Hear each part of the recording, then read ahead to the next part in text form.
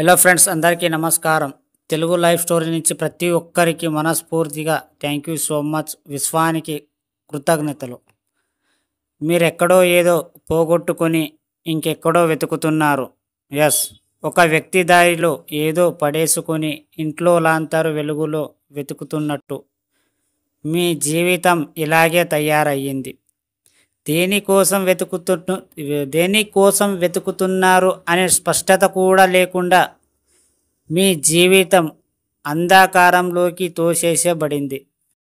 ఇంకా ఎన్నాళ్ళు వెతుకుతారు? ఇక చాలు. ఆ లాంతరుతో మీలో వెతకండి.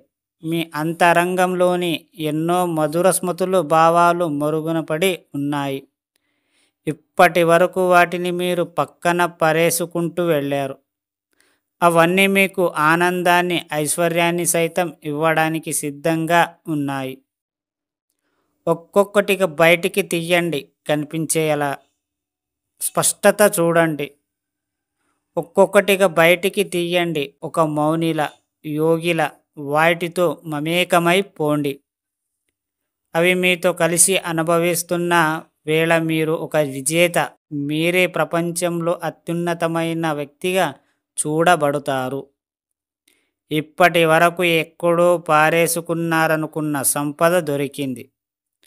దొరికిన మరుక్షణం దాన్ని పొందడానికి మీరు చేసే ప్రయత్నం ఒక అన్వేషణ ఉండాలి. తవ్వి తీయండి. ఒక అన్వేషణలో మీరేదైనా పొందవచ్చు. అన్వేషణలో పరిమితమని ఉంటుంది. పరితపన అనేది మీకు డబ్బు సంపాదన కూడినది ఉండాలి. అప్పుడే అది పొందే యోగ్యతను కలిగి ఉంటారు. విశ్వం ముందు మీ పాత్ర సూచించండి. అది ఎంత పెద్దదైనా అంత మీరు పొందగలుగుతారు.